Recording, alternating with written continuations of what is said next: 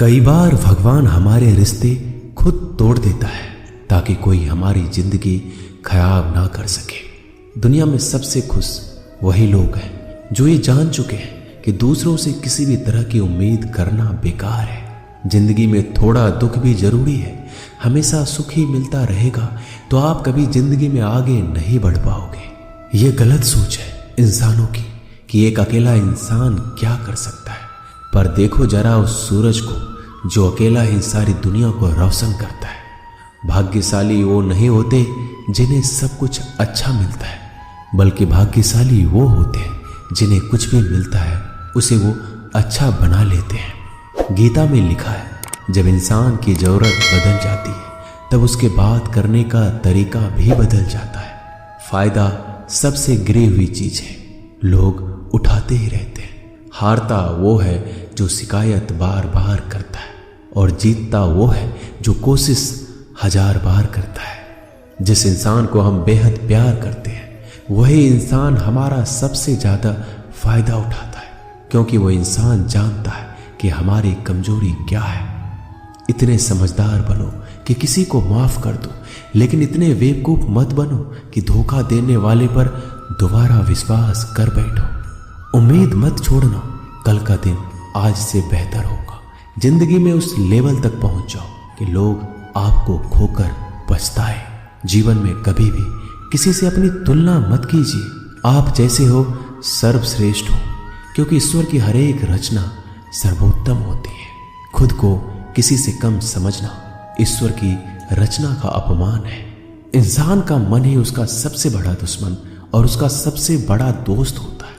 यदि मन आपसे जीतता है तो आपका दुश्मन बन जाता है, और यदि आप मन से जीतते हो तो आपका सच्चा दोस्त बन जाता है। यदि कोई आपको नजरअंदाज करे तो बुरा मत मानना, क्योंकि लोग अक्सर अपनी हैसियत के हिसाब से चीजों को नजरअंदाज करते हैं। उन लोगों के पीछे कभी मत भागना जिन लोगों को आपकी कोई परवाह नहीं। श्री कृष्ण कहते हैं, गलती हर इंसान से होती है, लेकिन गलतियां सुधारता वही इंसान है जो दिल का साफ होता है और रिश्तों को खोना नहीं चाहता। जिंदगी का सबसे बड़ा थप्पड़ किसी से की गई उम्मीद मारती है। कभी कभी इंसान ना टूटता है ना बिखरता है, बस हार जाता है। कभी खुद से तो कभी किस्मत से तो कभी अपनों से।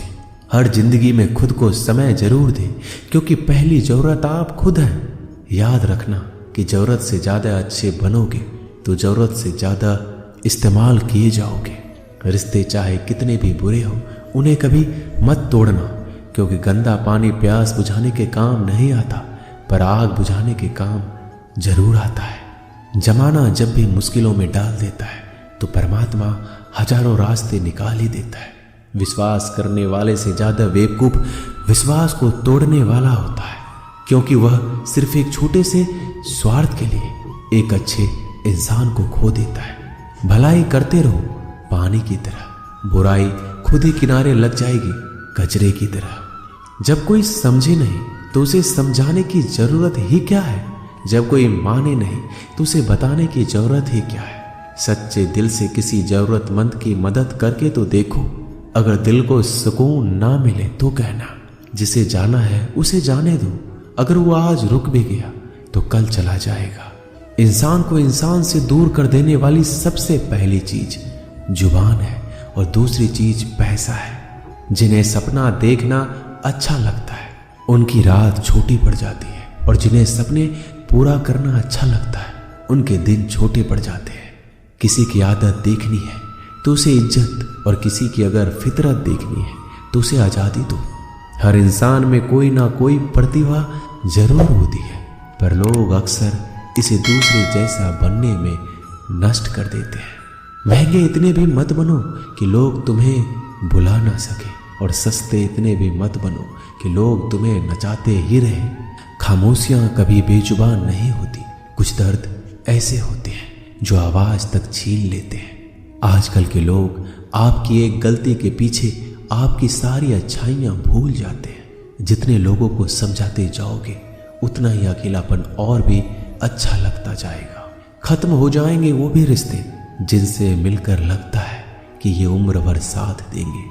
श्री कृष्ण कहते हैं, अहंकार किसी भी चीज का हो सर्वनाश करके ही छोड़ता है। खाली वक्त में तो हर कोई बात कर लेता है। प्यार तो तब होता है जब कोई आपसे बात करने के लिए आपका अपना सारा वक्त खाली कर दे। सब कुछ ठीक करने का इंतजार करोगे तो बैठे ही रह जाओगे।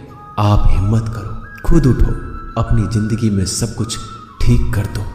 लोग पहचानना ही भूल जाए, इससे पहले अपनी पहचान बना लेनी चाहिए। एक बार एक राजा ने भगवान श्री कृष्ण का मंदिर बनवाया और उसमें मूर्ति की पूजा करने के लिए एक पंडित को रखा।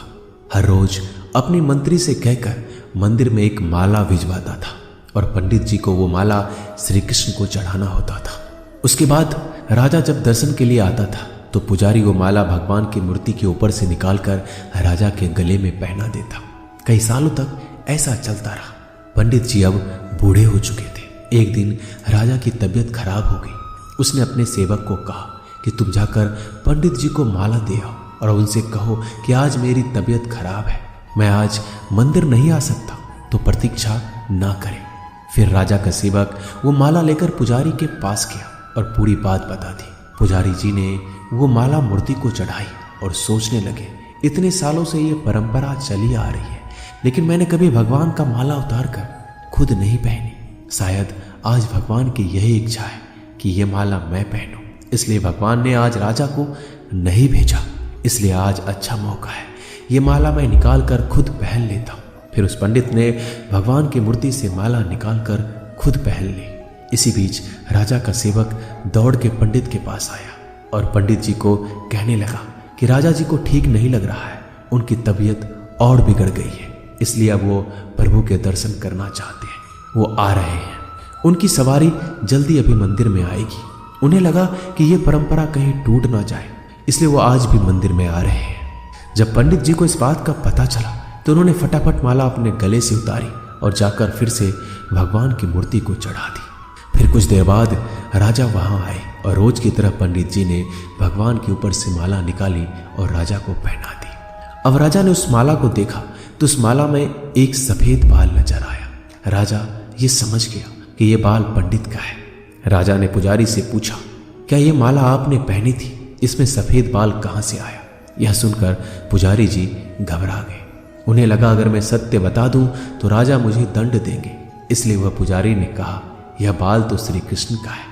राजा को सुनकर बहुत ही गुस्सा आया। उसने कहा, तुम झूठ बोल रहे हो, भगवान के बाल सफेद कब से होने लगे? राजा ने कहा, मैं फिर कल आऊंगा और श्रृंगार के समय देखूंगा कि उनके बाल सफेद हैं या काले। अगर बाल काले निकले और सफेद नहीं निकले तो आपको कल ही मृत्यु दंड दिया जाएगा, क्योंकि आपने मुझसे झूठ बोला है। राजा ये कहकर वहां से चला गया।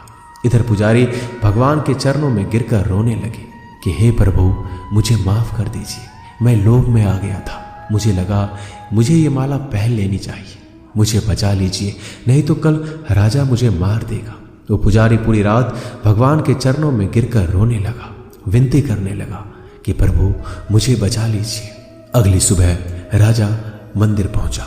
राजा ने भगवान की मूर्ति के ऊपर से मुकुट निकाला और उनके बाल देखे। राजा चौंक गया क्योंकि भगवान की मूर्ति के ऊपर सफेद बाल थे।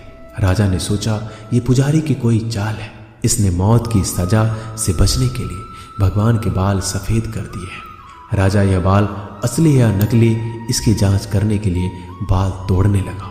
जैसे ही राजा ने कुछ बाल तोड़े तो मूर्ति में से खून की धारा बहने लगी। राजा भगवान के चरणों में गिर गए और क्षमा मांगने लगे और रोने लगे, कहा मुझे माफ कर दीजिए।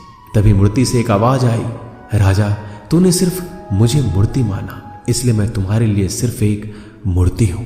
लेकिन पुजारी ने मूर्ति में साक्षात भगवान देखा, इसलिए मुझे मेरे भक्त की रक्षा करने के लिए मेरे बाल सफेद करने पड़े और खून की धारा बहानी पड़ी, ताकि मैं समझा पाऊं कि जहां भाव है वहां भगवान है।